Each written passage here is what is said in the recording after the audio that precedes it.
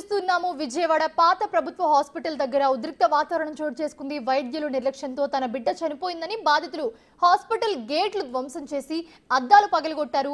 గంటల తరబడి ఆందోళన చేస్తున్న హాస్పిటల్ సిబ్బంది నుంచి ఎలాంటి స్పందన లేదని ఆగ్రహం వ్యక్తం చేస్తున్నారు. అధికారులు స్పందించకపోతే పెట్రోల్ పోసుకుని ఆత్మహత్య చేసుకుంటామని బాధితులు హెచ్చరిస్తూ ఉన్నారు.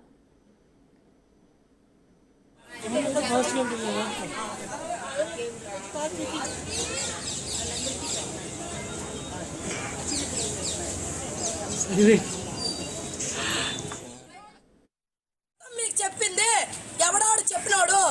గవర్నమెంట్ హాస్పిటల్ ఇలాంటివి జరుగుతున్నాయి. ఈ మాకే కాదు చాలా మందికి అన్యాయాలు జరుగుతున్నాయి. ప్రభుత్వం మారినా కూడా ఈ మారట్లా, ఈ డాక్టర్లు మారట్లా, ఈ హాస్పిటల్ ఏది మారట్లా. కానీ ఒకటే మాకు న్యాయం కావాలి. డాక్టర్లు మంచి వాళ్ళు కాదు. డాక్టర్ల వల్ల మేము దెబ్బతిన్నాం. లేబర్ కట్టించారంటున్నారు కానీ లేబర్ కాదు.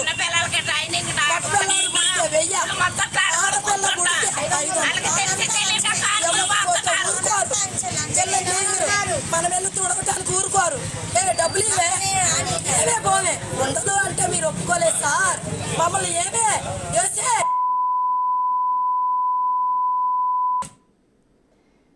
విజయవాడ పాత ప్రభుత్వ హాస్పిటల్ దగ్గర ఉద్రిక్త వాతావరణం అయితే చోటు చేసుకుంది. వైద్యుల నిర్లక్ష్యంతోనే తన బిడ్డ చనిపోయిందని బాధితులు ఆరోపిస్తూ ఉన్నారు. సో ఇదే అంశానికి సంబంధించి మరిన్ని అప్డేట్స్ మా ప్రతినిధి మల్లికార్జున్ అందిస్తారు. మల్లికార్జున్, అసలు ఏం జరిగింది?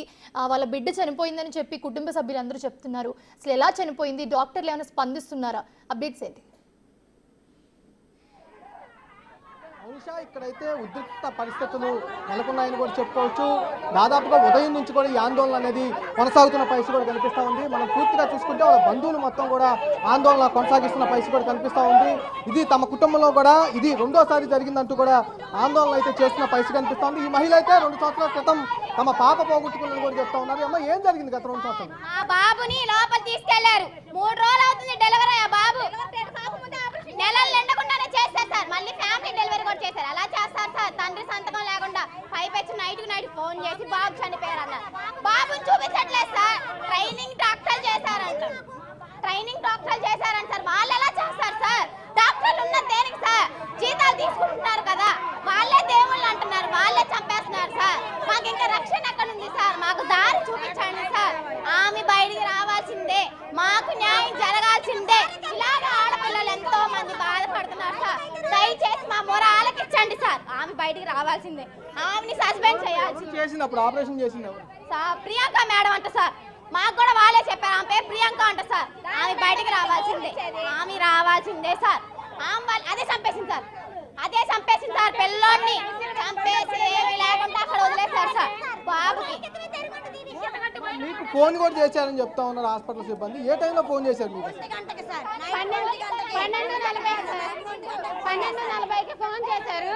వచ్చి సంతకం పెడితే ట్రీట్మెంట్ చేస్తామన్నారు. డైరెక్ట్ చచ్చిపోయిందని చెప్పలేదు. మళ్ళీ దగ్గరకు వచ్చాక చచ్చిపోయింది, ప్రాణాలు లేవని చెప్తున్నారు. డాక్టర్ బయటకు రావాలి, మాకు ఎక్స్ప్లెనేషన్ ఇవ్వాలి. బేబీ ఎందుకు చనిపోయిందని మాకు రీజన్ తెలియాలి. అది మాకు న్యాయం ఇచ్చారు సార్. పోలీసు వాళ్ళు తప్పు లేదు సార్. పోలీసు వాళ్ళందరూ మాకు న్యాయమే చేశారు. ఆమె మమ్మల్ని తీసుకెళ్ళి చూపించింది సార్. ఆమె తప్పు లేదు సార్. డాక్టర్ సిబ్బంది లోపల సిబ్బంది డాక్టర్ బయటకు రావట్లా. బాబు చూడకెళ్తే తీసండి, ఇది చిచ్చి అంట సార్. ఎవరో ఒక అమ్మాయి చిచ్చియా, పిల్లలంటే చిచ్చియా, తీసండి ఇక్కడ క్లీన్ చేయండి అని అంటాను సార్. అది కనే ఉంటది కదా సార్. మా పిల్లలు అలాంటి వాళ్ళ 9 నెలలు మా తల్లి బాధ ఆలకించాలి కదా సార్. తీసేయండి ఏంటి సార్? బాబుని ఇలా కట్టేసి పెట్టారు సార్. ఆడి వయసు ఎంత సార్? ఇక్కడ హోల్ కూడా ఉంది బాబుకి. మీరు చూడండి సార్, చూసి అలా మాట్లాడు సార్. మగ పిల్లాడు అసలు ఫస్ట్ నుంచి చూపించారా? పుట్టిన తర్వాత మేడం చూపించారు. మేము ఏడుస్తున్నాం. ఆ మేడం వచ్చి తీసుకెళ్లి చూపించారు. ఆ బాబుని చూడగానే మాకు మైండ్ కాదు సార్. అసలు ఏం చేయాలో కూడా అర్థం కావట్లేదు. ఆ తల్లికి ఏం చెప్పాలి సార్? ఆమెకి 2 ఆపరేషన్ చేసి పైన వేస్తారు సార్. అడిగినా కానీ బాగానే చెప్తున్నారు. ఊపిరినప్పుడు చూపించాలిగా. అసలు ఎవరు చూపారు? ప్రాణమైన చెప్తే ఎవరు నమ్ముతాడు? నువ్వే చంపావు, అది మాకు తెలుసు. నువ్వు చంపే కూడా మాట్లాడుతున్నారు. అసలు మాకు న్యాయం జరగాలి. పోలీసులు అంటాం లేదు, వాళ్ళు మాకు న్యాయం చేస్తున్నారు. హాస్పిటల్ సిబ్బంది కదిలి రావాలి. ఆ డాక్టర్ ఉద్యోగం చేయకూడదు. మాలాంటి అన్యాయం వాళ్ళకి కూడా జరగకూడదు. ఆపరేషన్లు చేయకూడదు. ఆమె ఇంకా ఆ ఉద్యోగం అయితే ఉండకూడదు సార్. మేము అది ఒకటే కోరుకుంటాం. కంట్రోకి వెళ్ళిన పిల్లల్ని పళ్ళ మీద సరవటం, మాసాలు పెట్టడం అలా చేస్తారు. మీరు ఎందుకు చేస్తున్నారు కడుపులో గాలి ముండలారా అని తిడతాం పిల్లలు. వాటి గురించి అమ్మ మేము గవర్నమెంట్ హాస్పిటల్కి వెళ్తాం.